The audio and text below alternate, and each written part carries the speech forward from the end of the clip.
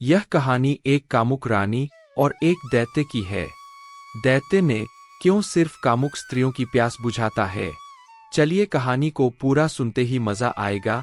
यह कहानी प्राचीन काल की है, जब राज्य और जंगल, राजमहल और रहस्य सभ्यता और अंधकार एक दूसरे के समीप थे।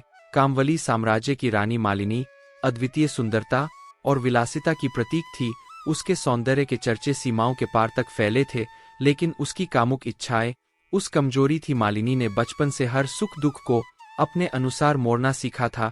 राजकुमारों, योद्धाओं और विद्वानों ने उसे रिझाने की कोशिश की, लेकिन कोई भी उसकी अतृप्त इच्छाओं को पूरा ना कर सका। उसे ऐसा साथी चाहिए था जो उसकी कामुकता की सीमाओं को छू सके और उसे शांति प्रदान करे। कामवली साम्राज्य अपनी समृद्धि, संस्कृति और भव्यता के लिए पूरे देश में प्रसिद्ध था।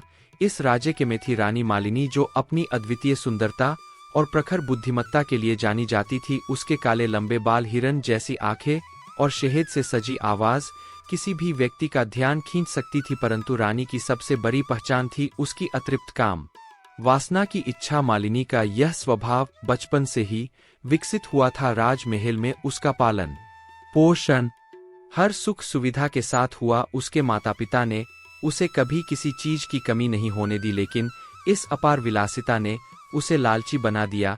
उसने सीखा कि अगर वह सुंदर और शक्तिशाली है तो हर चीज उसके लिए है। मालिनी के बारे में एक और बात प्रसिद्ध थी, उसकी बुद्धिमत्ता। वह केवल सुंदर ही नहीं थी, बल्कि अत्यंत कुशल रणनीतिकार और नीतिज्ञ भी थी। यही कारण था कि उसके दरबार में केवल वही प्रवेश कर पाता था जो उसकी बुद्धिमत्ता की कसौटी पर खरा उतरे। लेकिन उसकी इस विलक्षणता का दूसरा पक्ष था, उसने किसी को भी अपने बराबर नहीं माना। मालिनी के इस व्यवहार से राज्य में कई सवाल उठते थे। रानी का अंतर्मन इतना अशांत क्यों है?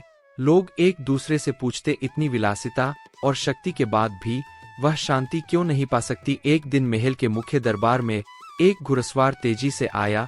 वह हाफता हुआ था, जैसे उसने लंबी यात्रा तय की हो। दरबार के पहरेदार ने उसे रोकने की कोशिश की, लेकिन उसकी बातों में कुछ ऐसा था कि उसे तुरंत रानी के सामने पेश किया गया। महारानी के सामने उसने सिर झुकाकर कहा, उत्तर के जंगलों में एक दैत्य देखा गया है, उसका नाम वरुणासुर है। यह सुनते ही दरबार में सन्नाटा छा गया। वरुणासुर का नाम हर कोई जानता था। वह दैत्य नहीं बल्कि एक जीवित आप था। उसके बारे में कहा जाता था कि वह स्त्रियों की काम वासना की इच्छाओं को पूरा कर सकता था, लेकिन यह पूरा करते ही मृत्यु की ओर ले जाता। रानी मालिनी ने उत्सुकता और आशंका से घुड़सवार की ओर देखा। क्या यह सच है? उसने पूछा। जी महारानी, मैंने उसे अपनी आंखों से देखा। वह जंगल के घने हिस्से में रहता है। उसकी शक्ति इतनी प्रबल है कि उसकी ओर देखने मात्र से स्त्रियां उसकी ओर खींच जाती है। जब मालिनी ने यह सुना तो उसकी जिज्ञासा बढ़ गई। क्या यह वही प्राणी जिसकी ताकत मेरी इच्छाओं को तृप्त कर सकता है? घोड़ सवारी ने कहा है, दरअसल वरुणासुर का जन्म एक श्राप के कारण हुआ था। वह एक साधारण मानव था जिसने अपनी इच्छाओं की पूर्ति के लिए अंधाधुंध प्रयास किए थे। देवताओं ने उसे श्राप दिया कि वह एक अनंत इच्छाओं का दास बन जाएगा, जो दूसरों की इच्छाओं को बुझा सकता है, लेकिन उसकी खुद की तृष्णा कभी समाप्त नहीं होगी। वह जंगल में छिपा रहता था, अपने श्राप के कारण दुनिया से दूर, लेकिन हर बार जब कोई उसकी ताकत की चाहत करता तो वह प्रकट हो जाता। मालिनी ने अपने डर को पीछे छोड़कर जंगल में जाने का निर्णय लिया। रानी ने दरबार के सभी सदस्यों से इस विषय पर सलाह ली, लेकिन किसी ने उसे जंगल में जाने की अनुमति नहीं दी। यह आत्मघाती है महारानी, एक प्रमुख मंत्री ने कहा। वह दैत्य किसी को जीवित नहीं छोड़ता। परंतु रानी का मन दृढ़ हो चुका था। उसने फैसला किया कि वह स्वयं वरुणासुर से मिलने जाएगी। तुम सब मुझे रोक नहीं सकते, उसने ऐलान किया। अगली सुबह वह अकेली अपनी घोड़ी पर सवार होकर जंगल की ओर निकल पड़ी। जंगल में पहुंचते ही रानी को महसूस हुआ कि यह कोई साधारण स्थान नहीं। यहाँ हर चीज, हर ध्वनि, हर गंध रहस्यमयी थी।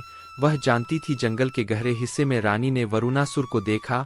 वह विशाल, भयानक और अप्राकृतिक रूप से उसकी लाल आंखें किसी के भी दिल में झांक सकती थी। रानी मालिनी, उसने गहरी गूंजती हुई आवाज में कहा, मैं जानता हूं कि तुम कौन हो और यहाँ क्यों आई हो। मालिनी ने निडर होकर उसकी ओर देखा। अगर तुम जानते हो तो यह भी जानते हो कि मैं क्या चाहती हूँ? वरुणासुर ने एक ठंडी हंसी हंसते हुए कहा। तुम्हारी इच्छाओं का अंत नहीं है रानी, लेकिन याद रखना हर इच्छा की कीमत होती है। तुम्हारी इच्छाओं को मुझसे बुझाने के लिए तुम्हें अपने डर का सामना करना होगा, वरुणासुर ने कहा। रानी ने साहस दिखाते हुए कहा, किसी भी चुनौती का सामना करने के लिए तैयार हूँ, मुझे मेरी काम वासना की इच्छाओं का अंत चाहिए। रानी मालिनी ने जंगल में वरुणासुर के सामने अपने भय को छिपाने का प्रयास किया, लेकिन उसके भीतर एक घबराहट हिलोरे ले रही थी। वरुणासुर की आंखें उसके अंदर तक देख रही थी, जैसे वह उसकी आत्मा को पढ़ सकता हो। वरुणासुर बोला, तुमने अपनी इच्छाओं के पीछे यहाँ तक का सफर तय किया है। मालिनी ने दृढ़ स्वर में कहा, मैं अपनी इच्छाओं के कारण वर्षों से बेचैन हूँ। अगर मुझे इसके लिए अपनी आत्मा की गहराइयों में उतरना पड़े तो मैं तैयार हूँ। वरुणासुर ने रानी को जंगल के और गहरे हिस्से में ले जाना शुरू किया। जैसे जैसे वे आगे बढ़े वातावरण और भी भयावह होता गया। पक्षियों का चहचहाना बंद हो गया, हवा स्थिर हो गई और पेड़ ऐसे दिखने लगे जैसे उनकी शाखाएं रानी को रोकने के लिए फैल रही हो। थोड़ी देर बाद वे एक विशाल गुफा के सामने पहुंचे। गुफा से एक ठंडी हवा बाहर आ रही थी और उसका प्रवेश द्वार काले धुएं से घिरा हुआ था। यह मेरी दुनिया है, वरुणासुर ने कहा। इस गुफा में प्रवेश करने के बाद तुम वह सब देखोगी जो तुम्हारे भीतर छिपा हुआ है। यह तुम्हारा सत्य है और इसे स्वीकार करना तुम्हारे ऊपर निर्भर करेगा। जैसे ही वह गुफा में दाखिल हुई, उसने महसूस किया कि वह किसी अलग ही दुनिया में आ गई है। हर कदम पर रानी के भीतर छिपे भय, लालसा और स्मृतियां उसकी आंखों के सामने प्रकट होने लगी। पहले उसने खुद को एक छोटी लड़की के रूप में देखा। वह अपने महल में अकेली खेल रही थी, जबकि उसके माता पिता राज्य के मामलों में व्यस्त थे। वह अकेलापन जिसने मने उसे बच से घेर लिया था, आज उसके सामने खड़ा था। तुम्हारी पहली इच्छा क्या थी, मालिनी? वरुणासुर की आवाज गुफा में गूंजी। मालिनी ने सहमते हुए कहा, मैंने चाहा था कि कोई मुझे इतना प्यार करे कि मैं कभी अकेला महसूस ना करूं, वरुणासुर ने कहा। और इस अकेलेपन ने तुम्हारी इच्छाओं को जन्म दिया। तुमने इसे दूसरों पर थोपने की कोशिश की, लेकिन क्या यह सफल हुआ? रानी ने अपनी आंखें बंद कर ली। उसे वह सब याद आने लगा जब उसने अपने प्रेमियों को अपनी इच्छाओं से बांधने की कोशिश की थी, लेकिन उनमें से कोई भी उसे वह शांति नहीं दे सका जिसकी वह तलाश कर रही थी। गुफा में चलते चलते वह अगले दृश्य में पहुंची। उसने खुद को एक रानी के रूप में देखा, लेकिन इस बार वह अकेली नहीं थी। उसके चारों ओर उसके मंत्री, सैनिक और दरबारी खड़े थे। वे सब उसे देख रहे थे, लेकिन उनकी आंखों में श्रद्धा नहीं बल्कि डर था। यह तुम्हारा दूसरा सत्य है, वरुणासुर ने कहा। तुमने अपनी शक्ति का इस्तेमाल दूसरों को नियंत्रित करने के लिए किया। तुम्हारी इच्छाएं तुम्हें इतना कमजोर बना चुकी थी कि तुमने दूसरों के भय को अपना हथियार बना लिया। मालिनी ने सिर झुका लिया। उसे एहसास हो रहा था कि उसकी इच्छाओं ने न केवल उसे बल्कि उसके आसपास के लोगों को भी दुख पहुंचाया। क्या तुम इसे स्वीकार करती हो? वरुणासुर ने पूछा। हाँ, मालिनी ने धीमी आवाज में कहा। मैंने दूसरों को अपने स्वार्थ के लिए इस्तेमाल किया। यह तुम हो मालिनी, वरुणासुर ने कहा। तुम्हारी इच्छाओं ने तुम्हें इस रूप में बदल दिया है। वरुणासुर ने अब अपनी अलौकिक शक्ति का प्रदर्शन करना शुरू किया। उसने रानी की सबसे गहरी इच्छाओं को प्रकट किया और उन्हें पूरा किया, लेकिन हर बार मालिनी को महसूस हुआ कि यह संतोष अस्थायी है, तुम्हारी एक अंतहीन समुद्र की तरह है। वरुणासुर ने कहा, उन्हें केवल तुम्हारी आत्मा का संतोष समाप्त कर सकता है। मालिनी को धीरे धीरे यह समझ आने लगा कि उसकी अतृप्त इच्छाओं का अंत उसके भीतर ही छिपा हुआ है। रानी मालिनी दर्पण के सामने खड़ी थी। उसके प्रतिबिंब ने उसे वह सब दिखाया जो उसने खुद से छुपा रखा था, लेकिन अब वह इससे भागने की बजाय इसका सामना करने को तैयार थी। मुझे अपनी इच्छाओं और उनके परिणामों को समझने का मौका दो, मालिनी ने दृढ़ता से कहा। वरुणासुर ने उसे घूरते हुए कहा, यह तुम्हारा अंतिम और सबसे कठिन चरण है। अगर तुमने इसे पार कर लिया तो तुम अपनी आत्मा की सच्चाई को जान जाओगी, लेकिन अगर तू असफल हुई तो यह तुम्हारा अंत होगा। मालिनी ने बिना झज के सहमति जताई। गुफा के अगले हिस्से में वरुणासुर ने अपनी शक्तियों का उपयोग किया और रानी को उसकी सबसे गहरी स्मृतियों में ले गया। यह एक अजीब संसार था, ना तो पूरी तरह वास्तविक, ना पूरी तरह कल्पना। मालिनी ने खुद को अपने बचपन के महल में पाया। वह अपने माता पिता के पास थी। उन्हें देखकर उसकी आंखों में आंसू आ गए। तुम्हारी इच्छाओं की जड़ यही से शुरू हुई थी, वरुणासुर ने कहा। तुम्हारे माता पिता ने तुम्हें हर सुविधा दी, लेकिन उन्होंने तुम्हारे अकेलेपन को नहीं समझा। इसी अकेलेपन ने तुम्हें इच्छाओं के जाल में फंसा दिया। मालिनी ने अपने माता पिता की ओर बढ़ने की कोशिश की, लेकिन वे केवल धुंधले प्रतिबिंब थे।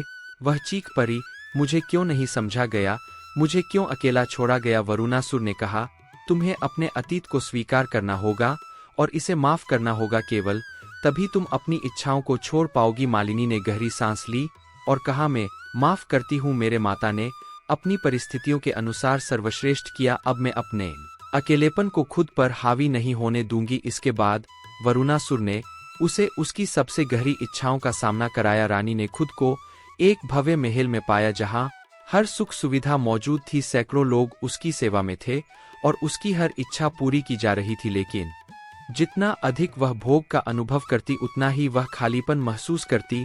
यह तुम्हारी इच्छाओं का परिणाम है, वरुणासुर ने कहा।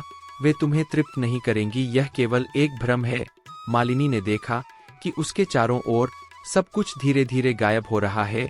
वह महसूस कर रही थी कि उसकी इच्छाओं ने उसे केवल अपने भीतर खोखला किया है। अंत में वरुणासुर ने रानी को एक शांत झील के किनारे ले गया। झील का पानी क्रिस्टल की तरह साफ था और उसमें मालिनी का प्रतिबिंब स्पष्ट दिखाई दे रहा था।